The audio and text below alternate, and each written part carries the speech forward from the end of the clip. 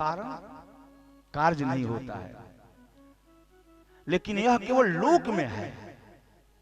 लोक का मतलब जानते हैं, ब्रह्मलोक से लेकर के पाताल तक है, लेकिन ब्रह्मलोक के ऊपर जो होता है वो अकारण ही होता है, क्योंकि वो अकारण करुणा वरुणालय है।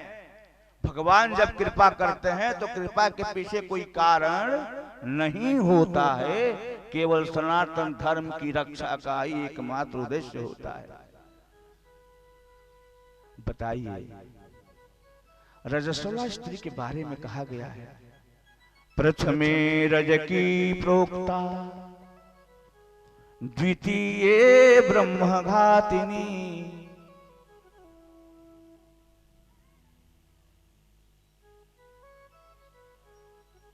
स्त्रियों की 3 श्रेणियां हैं।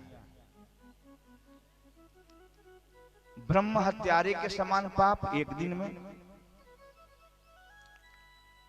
संसार के मानव समुदाय के मल मूत्र से सने हुए वस्त्र को धोने वाली रजकी जितना पवित्र होती है उतनी अपवित्रता एक दिन की। और जो कभी भी स्नान करना चाहते ही नहीं, जिनका खान पान रहन सहन अत्यंत दूषित है, जिन्हें मल मूत्र और चंदन में कोई अंतर प्रतीत ही नहीं होता, ऐसे जीवन जीने वाले जो अंत्यज हैं, जिन्हें चांडाल कहा जाता है, वो चांडाली एक दिन होती है। चतुर्थी निषुध्यति, और चौथी दिन स्नान करने के बाद सचैल सशरीर नक्सी का स्नान होता है। एक बात और जान जाइए, स्त्रियों को प्रत्येक दिन अपने मस्तक पर जल गिरा करके स्नान करने की आवश्यकता नहीं है, क्योंकि स्त्रियों का जो मस्तक होता है वो हरदम पवित्र ही रहता है। वो केवल जब वो मासिक धर्म में आती हैं, जिसे हम रजस्वला कहते हैं, उसी समय उनको स्नान करना चाहिए अपने मस्तक को, बाल को धो करके।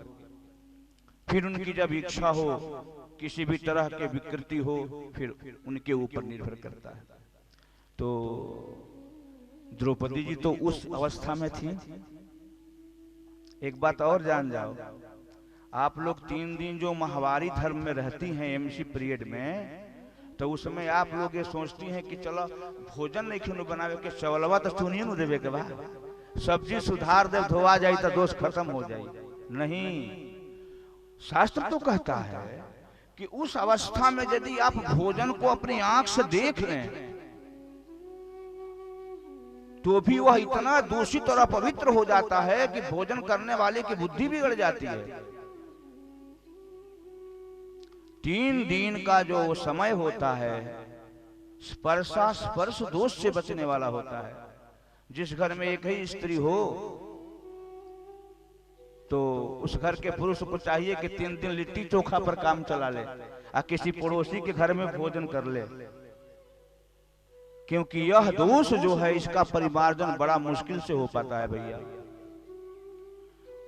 कौरवों की भरी सभा में द्रौपदी उस अवस्था में गोविंद को पुकारी, जिस अवस्था में वो स्त्री न किसी का मुख देख सकती है, न अपना मुख दिखा सकती है।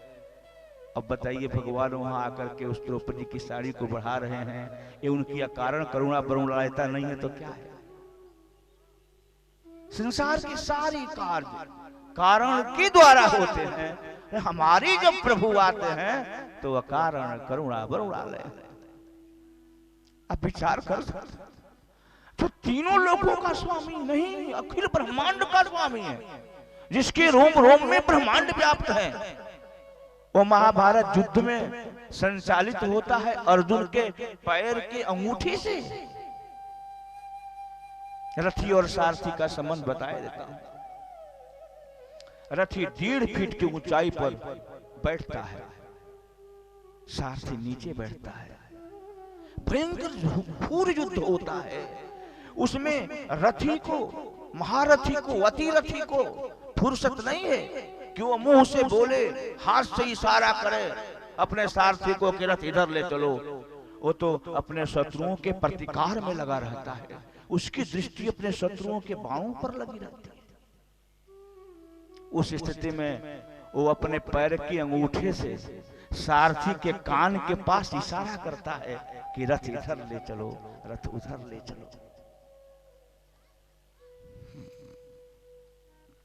अर्जुन भगवान श्री कृष्ण के कानों के समीप अपने पैर की अंगूठी से इशारा करते हैं और भगवान मुस्कुरा मुस्कुरा करके जिस दिशा में कहते हैं रथ हाँकते हैं। क्या ये कारण से है? अर्जुन के पास कौन सी चीज है जिस चीज के लोभ में लालच में आकर के कृष्ण ये काम कर रहे हैं?